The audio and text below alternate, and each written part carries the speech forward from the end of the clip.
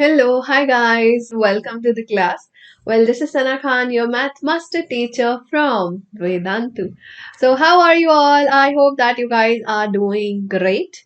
And guys, we are having today class 7th formula cheat sheet session.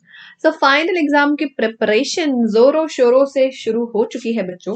And जैसा कि आप सब जानते हैं, हमारे चैनल पे हमने रिवीजन भी स्टार्ट कर दिया है, डाउट सॉल्विंग भी स्टार्ट कर दिया है, टेस्ट भी स्टार्ट कर दिया है. और फाइनली एग्जाम के पहले मैथमेटिक्स सब्जेक्ट के लिए जो मोस्ट इंपॉर्टेंट होता है वो होता है फॉर्मूला चीट शीट, जिसमें हम एक जगह पे सारे फॉर्मूले देख सकते हैं. तो बच्चों, अब मैं आपके लिए जो फॉर्मूला चीट शीट लेके आई हूं ना, ऐसा चीट शीट आपको कहीं नहीं मिलेगा, क्योंकि इस शीट में सिर्फ फॉर्मूले नहीं है. इस शीट में आपको पूरे के पूरे चैप्टर का एक शॉर्ट जिस्ट भी मिल जाएगा. पूरे चैप्टर में आपने क्या क्या पढ़ा था वो भी शॉर्ट में मिल जाएगा. So it's like a complete revision of all the chapters. Yes, I know class 7 का सिलेबस जो है वो बहुत बड़ा है. दैट्स वाई मैं इस चीट शीट को 2 पार्ट्स में कर रही हूँ. Okay guys, so let's get started with class 7 cheat sheet. So this is your master teacher Sana Khan, who is also your friend and who is here to make mathematics the easiest subject for you all. तो अगर आप इस channel पे new हैं तो channel को subscribe जरूर कर लीजिएगा, क्योंकि अगर आप सब्सक्राइब नहीं करेंगे तो आपको वीडियोस के नोटिफिकेशंस नहीं मिलेंगे, आपको पता नहीं चल पाएगा कि कब कौन सा वीडियो आता है. और थम्स अप देकर आपको लगाना है अपना अटेंडेंस. तो जितने भी बच्चे इस क्लास को देख रहे हैं, एक सिंगल थम्स अप देकर अपना अटेंडेंस जरूर लगाएं. ओके गाइस, सो आज कौन कौन से चैप्टर के बारे में हम पढ़ने वाले हैं? Integers, fractions and decimals, data handling, simple equations, lines and angles, triangles and its properties, congruence of triangle. Basically आपके टर्म 1 के चैप्टर्स का है formula cheat sheet. So without wasting any time, let's get started. I am going to minimize my screen. Let me check. Yeah, minimize हो गया है. तो yes, शुरू करते हैं.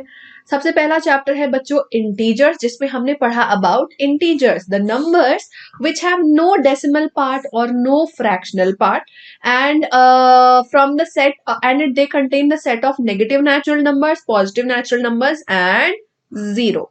Now what are the type of integers? Positive integers यानी कि जो हमारे positive natural numbers होते हैं, negative integers, negative natural numbers and zero which is a whole number.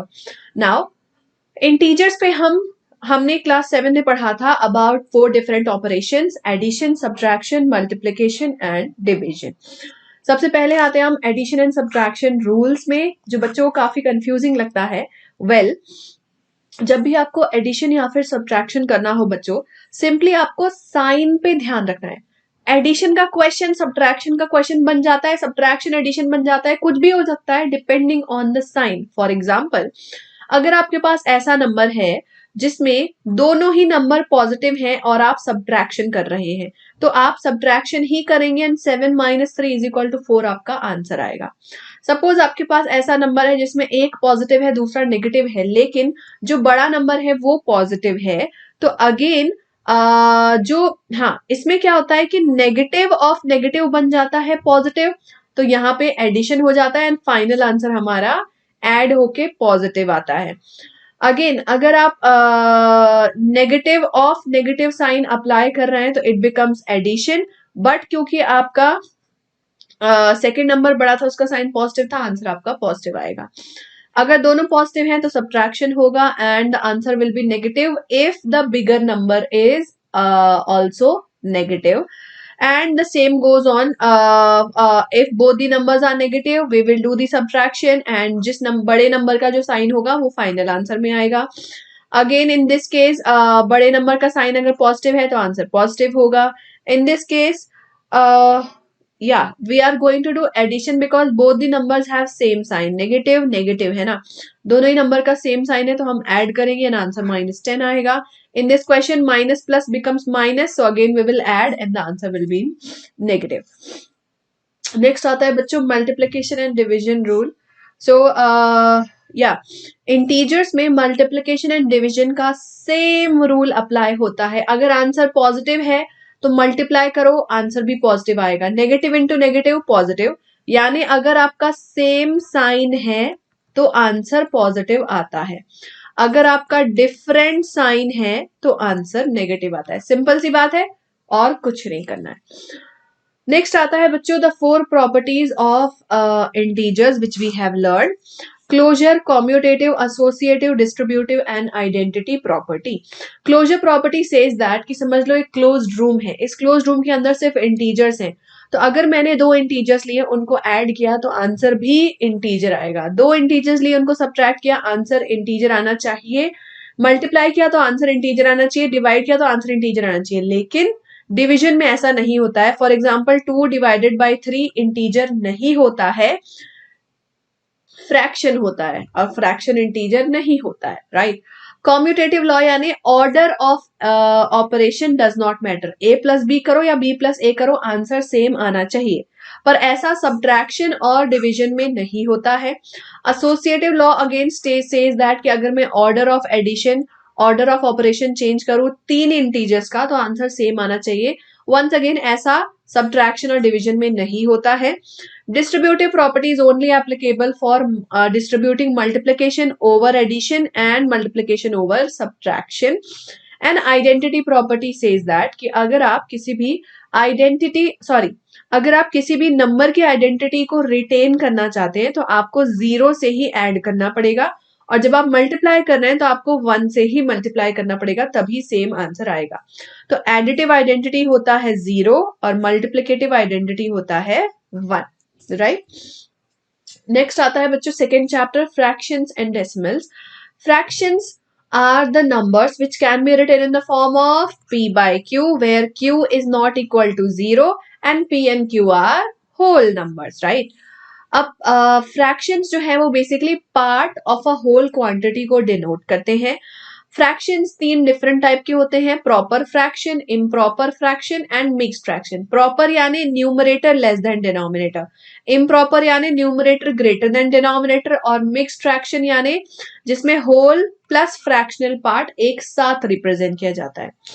Now next हमने कॉन्सेप्ट पढ़ा था इक्विवेलेंट फ्रैक्शंस का।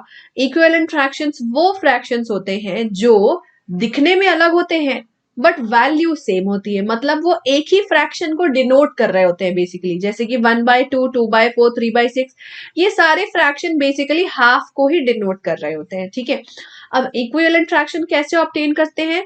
किसी भी फ्रैक्शन के न्यूमरेटर और डिनोमिनेटर को अगर आप सेम नंबर से मल्टीप्लाई करोगे तो इक्विवेलेंट फ्रैक्शन मिलता है, या फिर सेम नंबर से डिवाइड करोगे तो भी आपको इक्विवेलेंट फ्रैक्शन मिलता है। याद रहे न्यूमरेटर और डिनोमिनेटर दोनों को ही सेम नंबर से मल्टीप्लाई करना है या फिर सेम नंबर से डिवाइड करना है, किसी एक को नहीं कर सकते। नेक्स्ट हमने पढ़ा था बच्चों एडिशन। एडिशन करने के लिए पहले हमें आइडेंटिफाई करना होता है कि लाइक फ्रैक्शन है या अनलाइक। लाइक मतलब जिसका डिनोमिनेटर सेम होता है, अगर डिनोमिनेटर सेम है तो आप न्यूमरेटर को डायरेक्टली ऐड कर सकते हैं। अगर डिनोमिनेटर डिफरेंट है तो पहले आपको एलसीएम निकालना होगा डिनोमिनेटर का, फिर इक्विवेलेंट फ्रैक्शन में कन्वर्ट करना होगा, उसके बाद जब डिनोमिनेटर सेम बन जाए तो आप न्यूमरेटर को डायरेक्टली ऐड कर लो।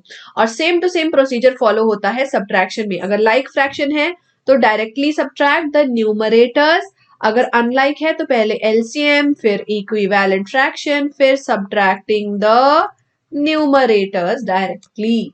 ओके, नेक्स्ट हमने पढ़ा था मल्टीप्लिकेशन ऑफ फ्रैक्शंस। इसमें अगर एक फ्रैक्शन है और एक होल नंबर से और उसका मल्टीप्लिकेशन कर रहे हैं तो होल नंबर को आप पहले फ्रैक्शन में कन्वर्ट कर दो। जैसे 6 है, 6 को बना दो 6/1। अब इसके बाद न्यूमरेटर को न्यूमरेटर से मल्टीप्लाई कर दो, डिनोमिनेटर को डिनोमिनेटर से, आंसर आ जाएगा। जैसा कि हम फ्रैक्शन मल्टीप्लिकेशन में करते हैं, 3/5 multiply by 10/8 is 3 10s are 30, 5 8s are 40। Numerator को न्यूमरेटर से, डिनोमिनेटर को डिनोमिनेटर से। इसके बाद आता है बच्चों रेसिप्रोकल का कॉन्सेप्ट। किसी भी फ्रैक्शन का रेसिप्रोकल होता है, न्यूमरेटर को भेज दो डिनोमिनेटर में, डिनोमिनेटर को भेज दो न्यूमरेटर में, यानी उल्टा पुल्टा कर दिया तो रेसिप्रोकल बन जाता है। अब रेसिप्रोकल का कॉन्सेप्ट काम आता है डिवीजन में। किसी भी फ्रैक्शन को अगर होल नंबर से डिवाइड करना है तो पहले तो होल नंबर को फ्रैक्शन के फॉर्म में लिखो, फिर हम क्या करते हैं, डिवीजन को हम बना देते हैं मल्टीप्लिकेशन, ठीक है, और सेकेंड नंबर का हम कर देते हैं रेसिप्रोकल, और उसके बाद हम करते हैं multiplication, 2/3 multiplied by 1/6 is 2/80। Similarly अगर 12 डिवाइडेड बाय 4/3 करना है तो डिवीजन बन जाएगा मल्टीप्लीकेशन, 4/3 बन गया 3/4, फिर numerator into numerator, denominator into denominator. वैसे ही हम फ्रैक्शन में भी करते हैं। इसके बाद आता है बच्चों decimals. Well decimals are the numbers that are used to express non whole और non integer numbers in using a decimal dot. अब डेसिमल नंबर्स का हमने पढ़ा था addition, subtraction, multiplication and division, I guess, yes. So addition हम कैसे करते हैं? सिंपल है। एडिशन के लिए आप सिंपली पहले तो डॉट को एक लाइन में लिख दो।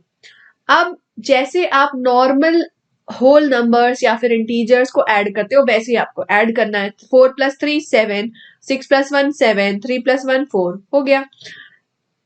3 - 4 नहीं हो सकता तो 3 को बना देंगे हम 13, 13 - 4 हो गया आपका 9, फिर हम 1 को बना देंगे 10, 10 - 6 हो गया 4, 3 को बना दिया 2, 2 - 1 is 1। तो इस तरीके से हमने सब्ट्रैक्शन कर लिया सिर्फ डेसिमल पार्ट को अलाइन करके।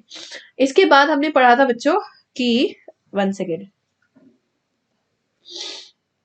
I have cold, very bad cold, yeah. So when you are multiplying decimals, what you do is जब आप decimals को zeros से multiply कर रहे हो, ठीक है, तो आपको क्या करना होता है? decimal point को jump कराना होता है right hand side। एक जीरो है तो एक जंप, 2 जीरो है तो 2 जंप, 3 जीरो है तो 3 जंप, और आंसर आपका बदल जाएगा। और जब हम डिवीजन करते हैं तो जंप होता है लेफ्ट हैंड साइड में, 1 0 1 जंप, 2 0 2 जंप, 3 0 3 जंप, और आपका आंसर बन जाएगा 0.03506। Remember this rule.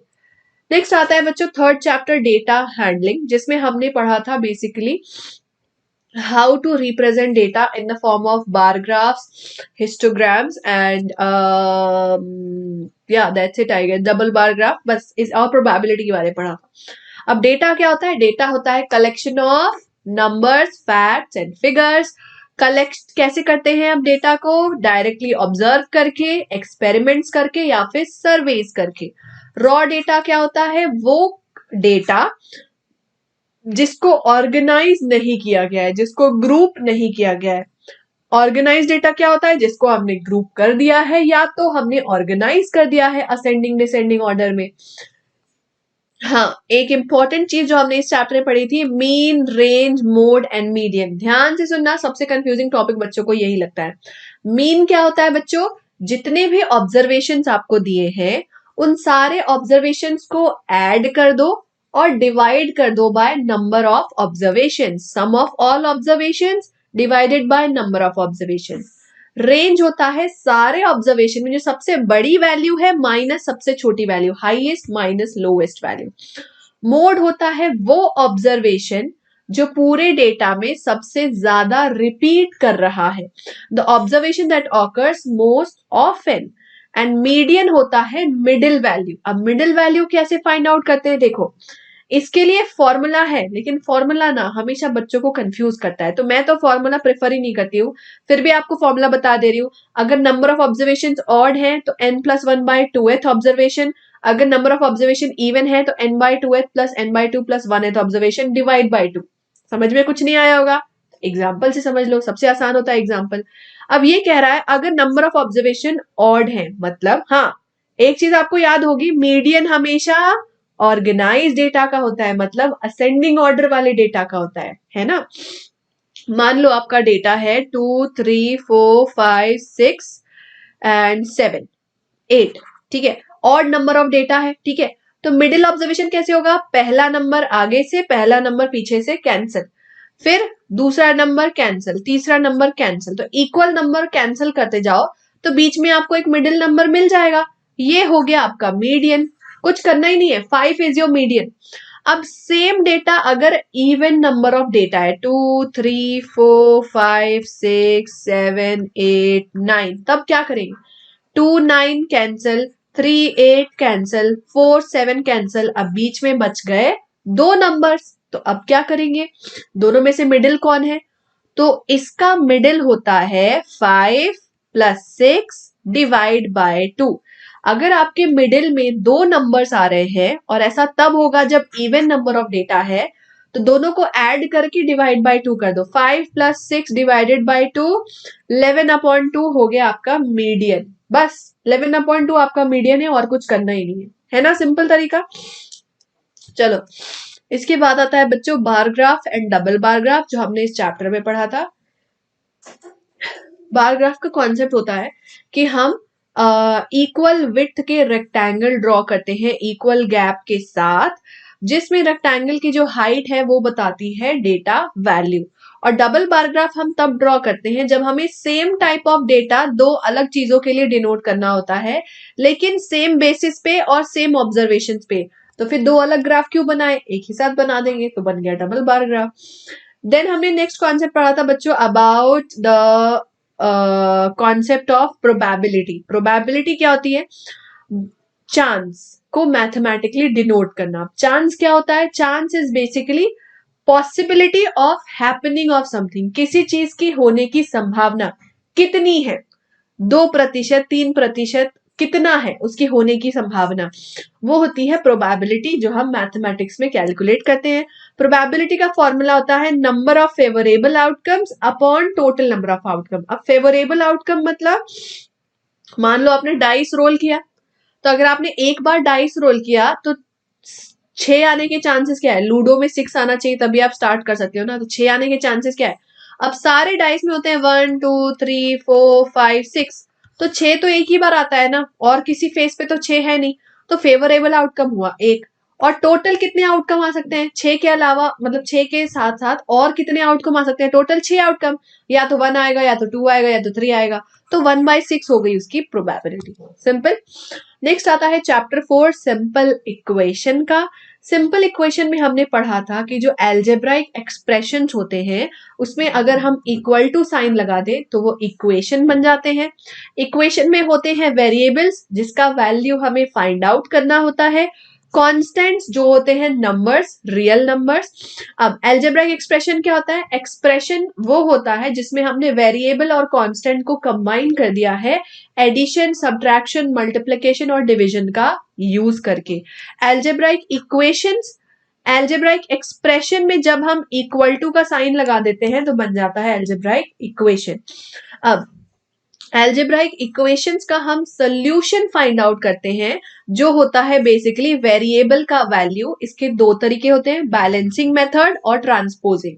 बैलेंसिंग में आपको बैलेंसिंग मेथड ये कहता है कि इक्वल टू साइन के left hand side and right hand side आप सेम नंबर ऐड कर सकते हो, या तो सेम नंबर सब्ट्रैक्ट कर सकते हो, या तो सेम नंबर डिवाइड कर सकते हो, या तो सेम नंबर मल्टीप्लाई कर सकते हो। अलग अलग नहीं कर सकते, और सिर्फ एक साइड पे नहीं कर सकते, दोनों साइड पे करना पड़ेगा। तो जनरली हम उस नंबर को ऐड या सब्ट्रैक्ट करेंगे जो हमें उस साइड से रिमूव करना है, राइट? और इस तरीके से हम वेरिएबल का फाइंड आउट करते हैं वैल्यू। ट्रांसपोजिंग में क्या होता है? आप डायरेक्टली किसी भी नंबर या वेरिएबल को एक साइड से उठाकर दूसरे साइड ले जा सकते हो। इसमें होता यह है कि अगर एडिशन है तो वो बन जाता है सब्ट्रैक्शन, सब्ट्रैक्शन बन जाता है एडिशन, मल्टीप्लाई बन जाता है डिवाइड, और डिवाइड बन जाता है मल्टीप्लाई। यानी आपका ऑपरेशन बदल जाता है जब आप ऑपोजिट साइड उस वैल्यू को ले जाते हैं। तो ये हो गया सिंपल इक्वेशन। अब आता है लाइन्स एंड एंगल, जिसमें हमने बहुत सारे कॉन्सेप्ट्स एंड डेफिनेशंस पढ़े थे। लाइन एंड एंगल में सबसे पहले हमने पढ़ा था कि लाइन, लाइन सेगमेंट और रे में क्या फर्क होता है। ठीक है, तो लाइन यानी जिसके दोनों एंड्स हमें नहीं पता है ना, दोनों साइड वो बस चलते जाता है, चलते जाता है, चलते जाता है। लाइन को अगर हम एक साइड से रोक दे, पॉइंट बना दे, तो वो रे बन जाता है जो सिर्फ एक डायरेक्शन में चलते जाता है। और अगर दोनों साइड में हम फिक्स पॉइंट बना दे तो वो लाइन सेगमेंट बन जाता है। अब हमने इसमें एंगल्स का कॉन्सेप्ट पढ़ा था। कॉम्प्लीमेंट्री एंगल्स वो एंगल्स होते हैं जिनका सम होता है 90 डिग्री। सप्लीमेंट्री एंगल ऐसे दो एंगल्स होते हैं जिसका सम होता है 180 degree. Adjacent angles are the angles which have same vertex and same common side, common vertex and common side between them। मतलब अगर दो एंगल्स हैं तो दोनों एक ही वर्टेक्स पे हैं और दोनों का एक ही कॉमन साइड है, ठीक है, तो वो हो गया हमारा एडजेसेंट एंगल। फिर हमने पढ़ा था about linear pair. Linear pair again is a concept of two angles which are supplementary and adjacent. मतलब सप्लीमेंट्री और एडजेसेंट को अगर हम कंबाइन कर दे एक मतलब ऐसे दो एंगल्स जो सप्लीमेंट्री भी हैं और एडजेसेंट भी हैं, उनको हम बोलते हैं लीनियर पेयर। फिर आता है वर्टिकली ऑपोजिट एंगल। अगर दो लाइंस इंटरसेक्ट कर रही हैं तो चार एंगल बनेंगे। इसमें से जो एंगल ऑपोजिट होते हैं उसे हम बोलते हैं vertically opposite angles. Vertically opposite angles are also equal. इसके बाद हमने कौन से पढ़ा था? Intersecting lines, lines which cross over at a point. Transversal, अगर दो लाइंस एक प्लेन पे लाई कर रही है और एक तीसरी लाइन उनको आके कट कर रही है एट डिफरेंट पॉइंट, तो इस तीसरी लाइन को हम बोलते हैं ट्रांसवर्सल। अब अगर दो लाइंस को कट करता हुआ एक ट्रांसवर्सल जा रहा है तो आता है कॉन्सेप्ट अलग अलग एंगल्स का। पहला होता है इंटीरियर एंगल्स। इंटीरियर एंगल्स वो एंगल्स जो गिवन लाइंस के इनसाइड में है, ठीक है। Exterior angles which are outside the given angles. Corresponding angles क्या होते हैं? जो सेम साइड ऑफ ट्रांसवर्सल होते हैं, जैसे एंगल 1 एंड एंगल 2, एक एक्सटीरियर होगा और एक इंटीरियर का पेयर। ऑल्टरनेट इंटीरियर होते हैं कि दो इंटीरियर एंगल जो ट्रांसवर्सल के ऑपोजिट साइड्स में है। ऑल्टरनेट एक्सटीरियर माने वो एंगल्स जो ट्रांसवर्सल के ऑपोजिट साइड में है और एक्सटीरियर है। को इंटीरियर जो इंटीरियर भी है और सेम साइड ऑफ ट्रांसवर्सल है ना। अब हमने ये रूल पढ़ा था कि अगर हमारी ये जो दो लाइंस है ये दोनों लाइंस पैरेलल हैं तो क्या होता है? तो सारे करस्पॉन्डिंग एंगल्स इक्वल होते हैं। Alternate interior and exterior angles equal होते हैं और को इंटीरियर एंगल्स जो है वो सप्लीमेंट्री होती है, यानी उनका सम जो है वो 180 डिग्री के इक्वल होता है फॉर को इंटीरियर एंगल्स। देन हमने पढ़ा था बच्चों ट्रायंगल्स एंड इट्स प्रॉपर्टी का chapter number 6 in which we have learn about classification by angles. Basically हमने इस चैप्टर में ट्रायंगल्स के बारे में पढ़ा था, राइट? या सो ट्रायंगल्स के बारे में हमने ये पढ़ा था कि every triangle can be classified as acute, obtuse and right depending upon the angle. अगर उस ट्रायंगल के तीनों एंगल एक्यूट हैं, एक्यूट यानी लेस देन 90 डिग्री, तो वो होता है एक्यूट। अगर कोई भी एक एंगल ग्रेटर देन 90 डिग्री है तो वो होता है ऑब्ट्यूज। अगर कोई एक एंगल इक्वल टू 90 डिग्री है तो वो होता है right triangle.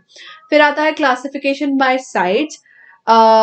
In a triangle, if all the three sides are equal, all three equal, तो उसे हम कहते हैं equilateral.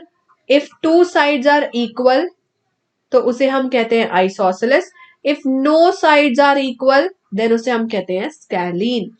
फिर हमने पढ़ा था concept of median. Median होता है वो लाइन सेगमेंट जो हम ड्रॉ करते हैं वर्टेक्स से मिड पॉइंट तक, है ना। एल्टीट्यूड होता है वो लाइन सेगमेंट जो हम ड्रॉ करते हैं वर्टेक्स से ऑपोजिट साइड तक, making an angle of 90 degree. Mid point तक नहीं, 90 डिग्री तक। एक्सटीरियर एंगल प्रॉपर्टी पढ़ी थी हमने इस चैप्टर में कि हर ट्रायंगल में 3 एक्सटीरियर एंगल होते हैं and each exterior angle is equal to the sum of interior opposite angle. Exterior angle of a triangle is equal to the sum of interior opposite angles. Angle sum property तो आप सबको पता है, sum of all three angles is always 180 degree. Equilateral triangle की property होती है all sides are equal and all angles are also equal and all angles will always be 60 degree. Isosceles triangle में two sides equal होते हैं, ठीक है, and इसके corresponding two angles भी equal होते हैं. Triangle inequality कहती है कि sum of two sides is always greater than third side. यानी अगर एक triangle है तो AB plus AC will always be greater than BC. कोई भी दो sides हमेशा तीसरे side से greater होते हैं. पाइथागोरस प्रॉपर्टी में हमने पढ़ा था कि अगर एक राइट ट्रायंगल है हमारे पास जिसका हाइपोटेनियस है h और जिसके एक साइड का वैल्यू है a, दूसरे साइड का वैल्यू है b, तो h square will always be equal to a square plus b square. Hypotenuse square is always equal to the sum of the square of other two sides. Then हमने पढ़ा था chapter number 7 congruence of triangles. अब congruence of triangle में हम congruency के बारे में पढ़ते हैं. Congruency is a concept which says that two objects which can overlap exactly above one another are called as congruent. Congruent line segments कब होंगे? जब उनका लेंथ इक्वल होगा. Congruent angles कब होंगे? जब उनका डिग्री मेजरमेंट इक्वल होगा. और ट्राइंगल्स कब कॉन्ग्रुएंट होंगे? उसके लिए होती हैं चार अलग properties. Side side side, side angle side, angle side angle and right angle hypotenuse side. अगर हमारे पास दो ट्राइंगल्स हैं जिसके करस्पॉन्डिंग साइड इक्वल है, करस्पॉन्डिंग मतलब इसका ये साइड और इसका ये साइड इक्वल है, इसका राइट साइड और इसका राइट साइड इक्वल है, इसका bottom side and bottom side equal है, तो हम कह सकते हैं कि दोनों ट्राइंगल कॉन्ग्रुएंट है. उसी तरीके से अगर एक साइड उसके बीच का एंगल एंड दूसरा side is equal to side angle and side, then they are said to be congruent. A angle side angle says that ki if a side between two given angles is equal to the side and including angles, then the two triangles are said to be congruent. और RHS criteria कहता है कि अगर आपके पास दो right angle triangle हैं and उन दोनों के hypotenuse equal हैं और कोई भी एक side equal है तो वो दोनों triangle भी congruent होंगे. So guys, that was all about today's formula cheat sheet. Part 2 भी इसका आपके लिए आ गया होगा अब तक. Right guys, so I hope that you guys have enjoyed this class and this will be super useful for your annual exams. Also, अगर आपको एनुअल एग्जाम्स की पढ़ाई की और प्रिपरेशन की थोड़ी सी भी टेंशन है बच्चों, तो टेंशन ना लेना. Vedantu's online courses are there for you all, जिसमें आप फुल सिलेबस की डिटेल प्रिपरेशन कर सकते हो. लाइव ऑनलाइन क्लासेस होती हैं जहाँ पे आप अपने सारे डाउट्स भी क्लियर कर सकते हो. आपको लाइव क्लासेस के रीप्लेस भी मिलते हैं, पीडीएफ नोट्स मिलते हैं, डाउट सॉल्विंग स्पेशल क्लासेस मिलती हैं, homework assignments, worksheet and objective and subjective test भी मिलते हैं ताकि आपके सारी प्रिपरेशन भी हो जाए. और अनलिमिटेड एक्स्ट्रा क्लासेस भी. एंड इसे एनरोल करने का कॉस्ट बहुत ही छोटा सा आपको पे करना होता है. 7,000 रुपीज का सब्सक्रिप्शन है, बट यू हैव टू पे only 6,300 for the entire subscription of CBSE and 5,175 for the entire subscription of ICSE. So enrol कैसे कर सकते हैं आप? इस वीडियो के डिस्क्रिप्शन में आपको एक लिंक दिया है, उस लिंक पे क्लिक करिए, वेबसाइट पे जाइए और आप एनरोल कर सकते हैं. Use my coupon code SKPRO to get the 10% discount too. Okay guys, so thank you so much. That's all for today's class. I hope you have understood all the concept. Now guys, I have a very important question for all of you. Are you all ready to give your best in your annual exams? Do you guys want to learn each and every subject perfectly from first chapter till last chapter, get your doubts cleared and practice 100% for it? Well, if your answer is yes, तो मेरे पास है आपके लिए एक बहुत ही amazing offer and subscription जिसका नाम है Vedantu's live and interactive crash course, जिसमें आप अपने पूरे के पूरे सिलेबस की पढ़ाई कर सकते हो in simple easy steps.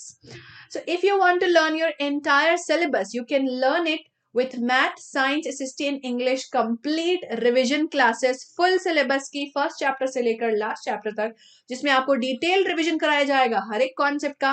Quizzes मिलेंगे प्रैक्टिस करने के लिए. एंड वेट, अगर आप सोच रहे हैं कि इसका प्राइस कितना होगा, तो आपको एक बहुत अच्छी अमेजिंग न्यूज मिलने वाली है इस डिस्क्रिप्शन के एंड में कि इसका प्राइस कितना कम हो चुका है बच्चों. Okay, so as I was saying that you will get the complete syllabus preparation with amazing quizzes, जिससे आपको काफी इंटरेक्टिव लगती है क्लास, आपको मजा भी आता है. एट द सेम टाइम आप नेक्स्ट क्लास के लिए भी अच्छे से प्रिपेयर हो जाते हो, अपने एनुअल एग्जाम के लिए तो होते ही हो, है ना. इसके साथ साथ आपको मिलते हैं रीप्लेस सारे लाइव क्लासेस के. रीप्लेस आर बेसिकली अगर आप कोई लाइव क्लास नहीं देख पाए, मिस कर गए, ठीक है, बीमार पड़ने की वजह से या कभी बाहर चले गए थे इस वजह से, तो रिप्ले मिलता है तो आपको टेंशन नहीं रहती है कि हाँ मेरे पास रिप्ले है तो मैं कभी भी देख लूंगी उस क्लास को, है ना. आपको लाइव क्विजेस भी मिलते हैं उसके साथ साथ, तो ऐसा पता ही नहीं चलता कि आप रिकॉर्डिंग देख रहे हो, ऐसा लगता है आप लाइव क्लास अटेंड कर रहे हो, सॉरी। सिमिलरली आपको मिलते हैं नोट्स। इमेजिन बच्चों, एसएसटी और साइंस के नोट्स आपको बने बनाए मिल रहे हैं, बुक खोलने की जरूरत ही नहीं पड़ रही है। इमेजिन आपको पूरा का पूरा सिलेबस जो है वो कंप्लीट डेफिनेशंस के साथ, एग्जाम्पल्स के साथ, फॉर्मूले के साथ लिखा हुआ मिल रहा है। तो कितना मजा आएगा एग्जाम से पहले रिवाइज करने में, काम कितना आसान हो जाएगा और टाइम कितना बच जाएगा, राइट। और इसके साथ आपको टीचर के स्पेशल हैंड रिटन नोट्स मिलते हैं जिसमें स्पेशल टिप्स एंड ट्रिक्स जरूर होते हैं। इसके बाद आपको मिलती है डाउट सॉल्विंग स्पेशल क्लासेस, क्योंकि एनुअल एग्जाम की तैयारी कर रहे हो और डाउट ना हो, ऐसा तो हो नहीं सकता ना, डाउट तो बहुत सारे होंगे। तो उसके लिए भी आपको मिलेंगे स्पेशल क्लासेस। हर क्लास में मिलेंगे आपको स्पेशल क्लास टीचर्स जो सिर्फ और सिर्फ आपका डाउट सॉल्व करने के लिए वहां पे प्रेजेंट होते हैं, for nothing else. And practice की तो टेंशन लेना ही मत। You will get worksheet assignments, you will get objective test, you will get subjective test. जिस टाइप का भी क्वेश्चन आपके एग्जाम में आ रहा है वो डेफिनेटली कवर हो जाएगा इन टेस्ट में, और आपकी 100% प्रिपरेशन वेदांत करवा के रहेगा। और unlimited micro courses are basically here to give you all an opportunity कि एक चैप्टर अगर एक बार में नहीं समझ में आया, कभी कभी ऐसा होता है नहीं समझ में आया, भाई हर किसी के साथ होता है ना, तो उस चैप्टर को आप दोबारा पढ़ लो, 3 बार पढ़ लो, 4 बार पढ़ लो, और वो भी लाइव। अगर एक टीचर से समझ नहीं आया दूसरे टीचर से पढ़ लो, दूसरे से नहीं समझ में आया तीसरे से पढ़ लो। तो ये फ्रीडम आपको कहीं नहीं मिलेगा जो आपको वेदांतु में मिलता है, और वो भी फ्री में, अनलिमिटेड। अब इतने अमेजिंग सब्सक्रिप्शन का प्राइस क्या होगा, क्या लगता है आपको? वेल, इसका प्राइस जो है ना वो बहुत ही ज्यादा रिड्यूस हो चुका है बच्चों। बहुत ही मिनिमल प्राइस में आप इस क्रैश कोर्स को एनरोल कर सकते हैं।